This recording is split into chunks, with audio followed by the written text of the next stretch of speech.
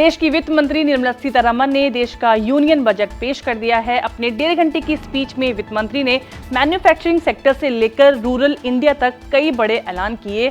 इस बार के बजट में टैक्स पेयर्स को क्या मिला, मार्केट ट्रेडर्स के लिए क्या इंपॉर्टेंट रहा और सबसे ज्यादा जरूरी क्या सस्ता और क्या महंगा हुआ, ये सारे अपडेट्स लेकर आए हैं हम इस बार की बजट बुलेट में। तो बिना किसी देरी के शुरू करते हैं और जानते हैं बजट से जुड़े अब तक के 10 बड़े अपडेट्स।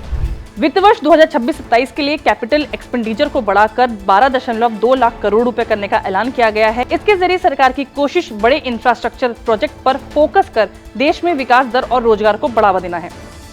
इस बार बजट में वित्त मंत्री ने फिस्कल प्रूडेंस पर फोकस किया। FY 26-27 के लिए फिस्कल डेफिसिट का लक्ष्य जीडीपी के मुकाबले 4.3% रखने का प्रस्ताव रखा गया।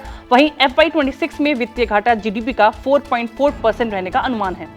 अब वायदा बाजार में ट्रेडिंग करना महंगा होगा। पहले फ्यूचर्स में ट्रेडिंग करने पर 0.02% का टैक्स लगता था, लेकिन अब इसे बढ़ाकर 0.05% कर दिया गया है। इसके अलावा बायबैक पर कैपिटल गेन टैक्स लगाने का भी प्रस्ताव रखा गया है। नौकरी पेशा लोगों को बजट से कोई राहत नहीं मिली है। ना तो इनकम टैक्स की छूट में कोई बदलाव किया गया है, ना ही टैक्स स्लैब में, लेकिन छोटे टैक्स पेयर्स के लिए नई स्कीम को लाने का ऐलान किया गया है। 1 अप्रैल 2026 से नया इनकम टैक्स नियम भी लागू होगा। इस बजट के बाद कैंसर की दवाएं, कुछ मेडिकल इक्विपमेंट्स, न्यूक्लियर और ग्रीन एनर्जी से जुड़े सामान सस्ते हो सकते हैं। वहीं प्रीमियम फुटवियर, ट्रांसपोर्ट लागत, इंपोर्टेड लग्जरी गुड्स, सब्जी, फल, सिगरेट, पान मसाला समेत कई प्रोडक्ट्स महंगे हो सकते हैं। मैन्युफैक्चरिंग सेक्टर को आत्मनिर्भर बनाने पर फोकस। सेमीकंडक्टर मिशन के तहत ISM 2.0 लॉन्च करने का ऐलान। इलेक्ट्रॉनिक्स पार्ट्स मैन्युफैक्चरिंग के लिए करीब 40,000 करोड़ रुपए का प्रस्ताव। रेयर अर्थ मैग्नेट कॉरिडोर और 3 नए केमिकल पार्क बनाने की योजना। बायो फार्मा सेक्टर के लिए अगले 5 साल में करीब 10,000 करोड़ रुपए के आवंटन का ऐलान। ग्लोबल स्टैंडर्ड का ड्रग रेगुलेटर, मेडिकल टूरिज्म के लिए 5 हब विकसित करना और आयुर्वेद के 3 ऑल इंडिया इंस्टीट्यूट खोलने की योजना पर जोर। SME ग्रोथ फंड के लिए 10,000 करोड़ रुपए और आत्मनिर्भर फंड के लिए 2,000 करोड़ रुपए का आवंटन। कॉर्पोरेट्स के लिए TREDS प्राइसिंग बेंचमार्क और SME के लिए नई क्रेडिट गारंटी सपोर्ट स्कीम।